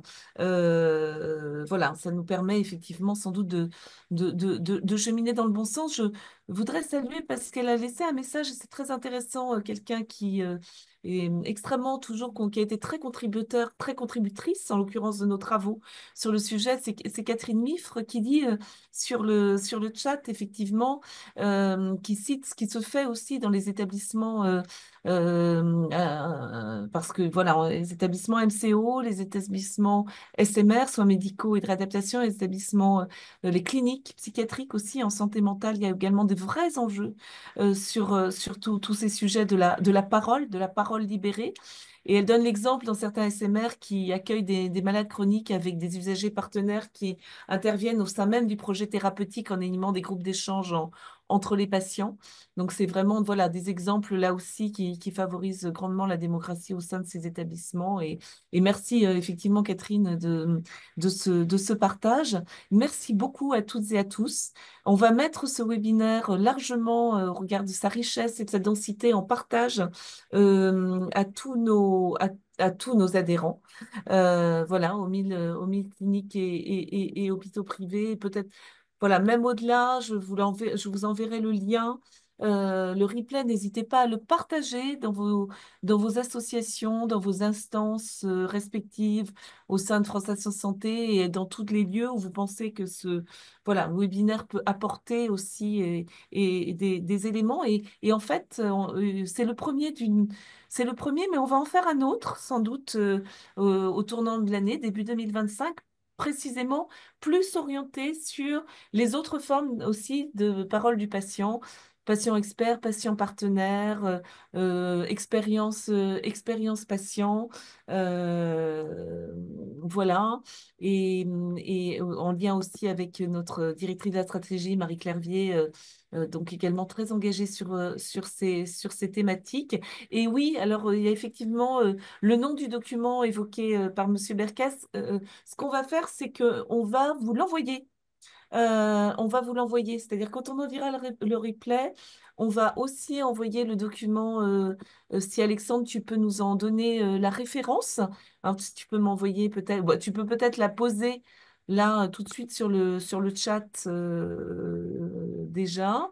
Euh, L'éthique est dans l'agir, dit Aristote, nous dit Claude Rambaud. Ben, euh, alors, bon, bah, Claude, voilà, hein, je ne ferai pas mieux. Euh, et effectivement, on va partager le document dont Alexandre a parlé. Donc, oui, Moi, Slimani. je voudrais finir sur une phrase, si tu permets. C'est individuellement, nous sommes une goutte d'eau. Ensemble, nous sommes un océan. C'est de Rhinoceros Satoru, et je trouve qu'elle résume bien aujourd'hui notre difficulté de savoir à quel niveau on se situe et d'où l'intérêt d'aller ensemble. Très bien. Eh bien, écoutez, alors voilà, n'apporterai pas d'autres mots de conclusion que celui-là parce il me paraît parfait. Et donc, on met en partage effectivement le document et le replay. Et je vous adresse encore à toutes et à tous un très, très grand merci pour cet échange et cette belle dynamique que tous vos propos ont reflété. À très vite. Et bonne Merci. journée. Au Au revoir. revoir. Au revoir.